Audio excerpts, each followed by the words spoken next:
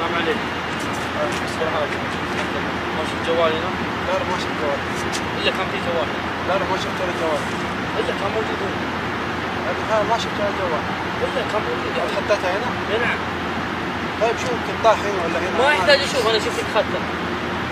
ما خذيت ولا جوال. الا انا شايفك خدته. لا ما اخذت ولا جوال يا ولد. لا حول ولا قوة الا بالله، انا شفتك خدته يا ابن حلال. انا ما اخذت ولا جوال. الا خدته. انت حطيتها هنا؟ اي نعم حطيته هنا. ما شفت. طيب خليني افتش. لا ما عليك ما تفتش. الا فتش انت عشان تفتش. يا فهد. فهد يا اخي انت اخذت الجوال يا حبيبي. ما اخذت الجوال انا شايفك اخذته يا ما هو كان هنا. اي نعم كان هنا. طيب يمكن واحد جاء شاله يا اخي. لا انت اللي جيت بس. ايش فيه؟ اخذ الجوال يا فهد. ها؟ اخذ الجوال. جوال حق. وين الجوال؟ ما اخذت ولا جوال. كيف ما اخذت؟ ما اخذت ولا جوال. طلع. الجوال كان هنا اخذه هو. طلع لو سمحت. انا ما اخذته عشان اطلعه. كيف ما اخذته؟ يا اخي احنا شايفين. يا حبيبي طلع الجوال، لا تخلينا ندق على الشرطه الحين. لا تخلينا ندق على الشرطه الحين يا حبيبي. لا على الشرطه، دق على الشرطه، ما لنا الشرطه. الا احنا شفناك انا ما اخذت الجوال. ليش اجيب الشرطه؟ باي اساس اجيب الشرطه؟ هذا جوال سايبه معي. انا ما اخذت الجوال. الا احنا شايفينك يا جوالي حبيبي. انا سايبه معي. انا ما اخذت الجوال. الا اخذت الجوال. انت عشان تفتش. يا اخي الكاميرا شوف الكاميرا يا مصر. هذه الكاميرا. تعال يا مصرد. تعال يا مصرد. هذا الكاميرا احنا مصورين. نزل الكاميرا يا ولد. وش اللي نزل الكاميرا يا ولد. نزل لك السرعه على راسك. ما بتكسر على راسك. الجوال يا اخي. يا اخي احنا شايفينك اخذت الجوال. يا اخي انت اخذت الجوال. احنا شفناك اخذت الجوال يا اخي. احنا شفناك اخذت الجوال. انا ما اخذت ولا جوال. الا انت اخذت الجوال. الا عليك ليش؟ لا تفتشني يا جماعه. اللي بنفتش جيب الجوال يا جيب الجوال يا جيب الجوال يا حبيبي. طيب طلع الجوال. طلع الجوال. ولد طلع الجوال. طلع الجوال. طلع الجوال. يا شيخ هذا اخذ جوال. اخذ جوالنا من هنا. يقول انا ما اخذته، احنا صورناه. اخذت الجوال. الجوال لقيته هنا واخذته.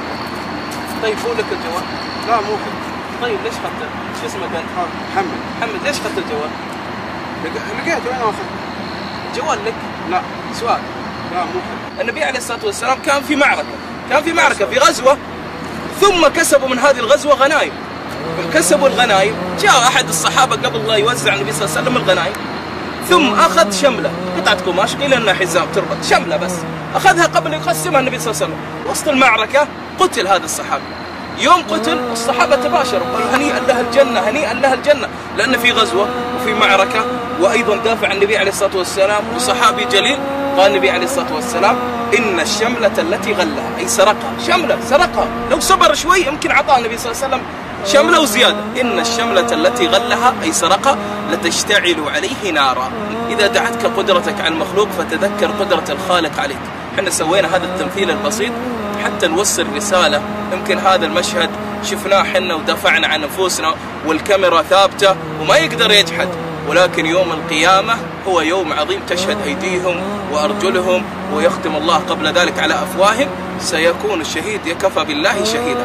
فتب من هذا الذنب، وإن استطعت إن كان على قيد الحياة هذا الرجل أو هذه المرأة فأرجعوا حقوق الناس قبل أن تأتون في يوم وفي مكان يوم القيامة يقال له القنطرة. حتى الشاة تقول يا رب إن هذه الشاة جعلت لها قرون ونطحتني، أنا ما عندي قرون، فيجعل الله لهذه الشاة قرون فتنطح هذه الشاة ثم تأخذ من حقها ثم يجعلها الله تراب. هون يا اخوان لا يوقف عندك المقطع، انشره، لان موضوع السرقه موضوع حساس ما حد تكلم عنه، لا يوقف عندك المقطع يا الغالي وانت اختي الكريمه، انشر تؤجر. صلى الله وسلم على محمد.